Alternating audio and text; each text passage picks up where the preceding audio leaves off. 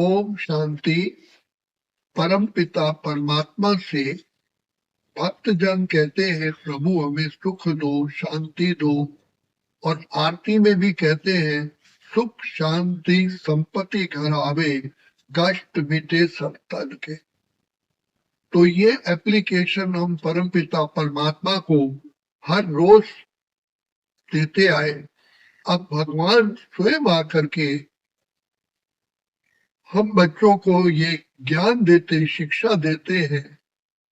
बच्चे, बीज से ही तो फल मिलता है।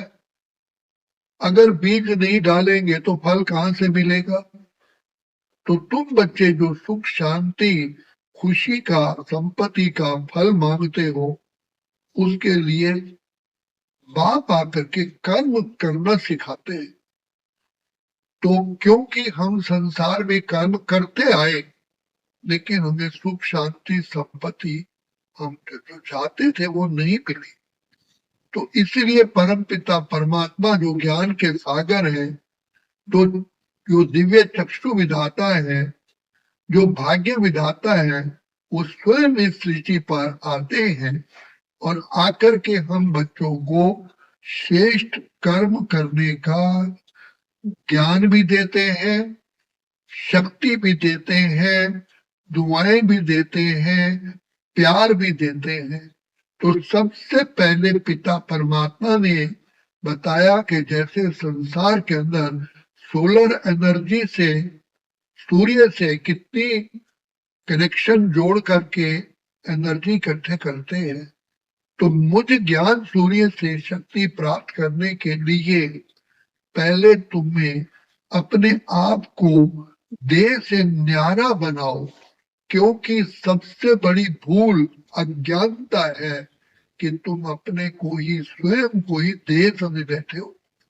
एक तरफ कहते हो कि ये शरीर मेरा है, फिर अपने को शरीर समझते हो। तो बाप ने कहा कि तुम बच्चे आत्मा हो।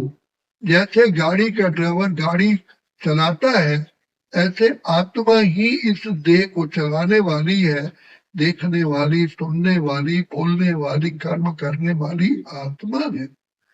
तो तुम आत्मा हो, ये तुम्हारा शरीर है, ये रथ है, तुम रथी हो। ये नाशवान है, तुम अजर अमर अविनाशी हो। लेकिन जब हम अपने को देह समझते हैं, इसका अर्थ ये हुआ हम दिया बुझा देते हैं। तो जब दिया ही बुझ जाएगा तो अंधकार में क्या दिखाई देगा? इसीलिए हम भी अंधे हो गए हैं। तब कहते हैं, नैनहीन को राह दिखाओ, प्रभु पग पग ठोकर खाओ।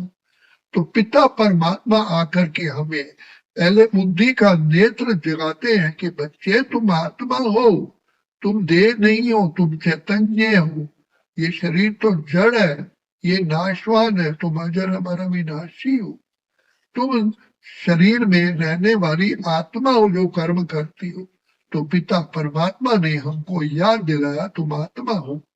और जो मस्तक पर मंदिर में जाते हो, तिलक लगाते हो, उसका भी यही अर्थ है कि जब मंदिर में जाते हो तो यही पुजारी द्वारा याद दिलाया जाता है कि पहले आप अपने को आत्मा समझो। अर्थात मस्तक पर तिलक लगाते हैं तो तिलक का अर्थ यही है कि तुम आत्मा हो, अजर अमर अविनाशी हो। इस अपनी स्थिति में टिको, तो इसलिए इसे टीका कहते हैं। तो जब हम अपने को आत्मा समझते हैं, तब हम अपने पिता परमात्मा को पहचान सकते हैं। तभी कहा आत्म दर्शन से प्रभु दर्शन, self realisation is God realisation. तो जब तक हम अपने को नहीं पहचानेंगे, नहीं जानेंगे, अपने पिता को पहचान ही नहीं सकते। दूसरी बात, जैसे कहीं किसी तार में करंट लेना होता है, तो जब तक तार के ऊपर से जो रबड़ होती है उसको नहीं हटाएंगे तो उसमें करंट जा ही नहीं सकता, कितना भी हम इंतजार करें। तो इसी प्रकार हम अपने प्यारे पिता से कनेक्शन तभी जोड़ सकते हैं जब हम इस देह रूपी रबड़ से ऊपर आते हैं, अर्थात अपने को देह से न्यारा विदेही बनाते हैं। तो परमात्मा पिता हमको आत्मिक स्थिति में टिकने के लिए बार बार कहते हैं कि जैसे दूध में मक्खन होता है, उसको दही बनाते हैं और फिर उसको भिगोते, जब तक भिगोएंगे नहीं तो मक्खन कैसे निकलेगा। तो मनन चिंतन करो, मैं कौन हूँ, मैं आत्मा हूँ, ये मेरा शरीर है, ये शरीर मेरा ऐसे कोई शक नहीं है, लेकिन मैं शरीर नहीं हूँ। मैं आत्मा ही आंखों से देखता हूँ, मैं आत्मा ही मुख से बोलता हूँ, मैं आत्मा ही कानों द्वारा सुनता हूँ, मैं आत्मा ही इस शरीर द्वारा कर्म करता हूँ। तो ये बार बार मनन चिंतन करने से, जैसे बार बार दही को भिगोने से मक्खन प्रकट होता है, इसी प्रकार बार बार मनन चिंतन करने से हम स्व स्थिति में टिकते हैं। तो मैं आत्मा हूँ, अजर अमर अविनाशी हूँ, देह मेरा वस्त्र है। तो जैसे मैं आत्मा हूँ, ऐसे ही मेरे पिता भी परम आत्मा है। परम आत्मा का अर्थ है कि वो आत्मा सदा परम है। जैसे मैं आत्मा हूं, ऐसे मेरा पिता भी आत्मा है, लेकिन वो परम है, इसलिए इंग्लिश में उसे सुप्रीम सोल कहते हैं। तो जब हम आत्माएं अपने पिता को याद करते हैं, मन और बुद्धि को परमात्मा से जोड़ते हैं, जैसे वहां बिजली की दो तारें होती हैं, एक नेगेटिव एक पॉजिटिव, दोनों से ही तो करंट आएगा, एक तार से तो कभी करंट मिल नहीं सकता। तो यहाँ भी मन और बुद्धि जब पिता परमात्मा से जुट जाता है, तो आत्मा में पिता परमात्मा की शक्तियां प्रवाहित होती है।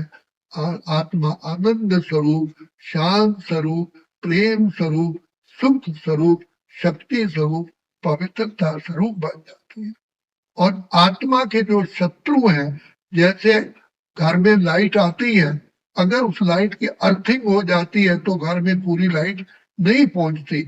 इसी प्रकार हमारी शक्ति को नाश करने वाले हैं देह अभिमान। देह अभिमान से ही पांचों विकारों की उत्पत्ति होती है।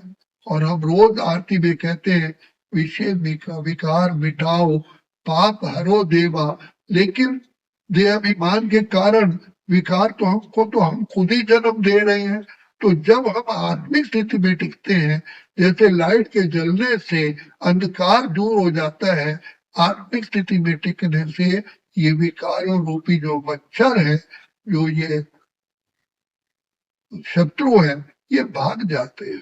तो इसलिए पिता परमात्मा कहते हैं, स्व चिंतन ही उत्थान की सीढ़ी है, आत्मचिंतन ही उत्थान की सीढ़ी है, और पर चिंतन अर्थात देह अभिमान ही पतन की जड़ है।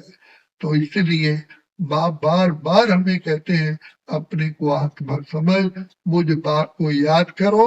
तो जिस पिता परमात्मा से हमें सर्व शक्तियां, सर्व वरदान, सर्व गुण अपने आप ही प्राप्त होते हैं। जैसे किसी बिजली के करंट से ये नहीं कहते कि हमारी मिक्सी चला दो, हमारा पंखा चला दो, हमारा बल्ब चला दो, लेकिन उस लाइट का प्रॉपर वे में यूज करते हैं। इसी प्रकार से हम पिता परमात्मा द्वारा शक्तियां प्राप्त करके हम अपने कर्म श्रेष्ठ करते हैं, और श्रेष्ठ कर्म करने से उसका फल ऑटोमेटिकली श्रेष्ठ होता है। तो कहा, योगा कर्मेषु कौशलम, योग करने से अर्थात पिता परमात्मा के साथ नाता जोड़ने से कर्मों में श्रेष्ठता, दिव्यता, पवित्रता, अलौकिकता, महानता आती है। यही एक तरीका है, ये पिता परमात्मा हमको सिखाते हैं। जैसे बच्चे को पिता को याद करने के लिए कोई मुश्किल नहीं होता है, ऐसे हम अपने प्यारे प्यारे पिता को याद करते हैं। इसलिए इसको सहज योग, ज्ञान योग, बुद्धि योग, राज योग, कर्म योग कहा गया है। हम समझ करके पिता को याद करते हैं। कर्म करते भी जैसे बच्चे का बाप से प्यार होता है तो उसकी याद आती है, ऐसे ही हमें अपने प्यारे पिता की याद आती है, जिससे कि हम सर्व शक्तियां, सर्व गुण प्राप्त करते हैं। इसलिए हमारा बाप ने हमें कहा, नारा दिया, पवित्र बनो, योगी बनो, पवित्र बनो, योगी बनो। अच्छा, ओम शांति, ओम शांति, ओम शांति।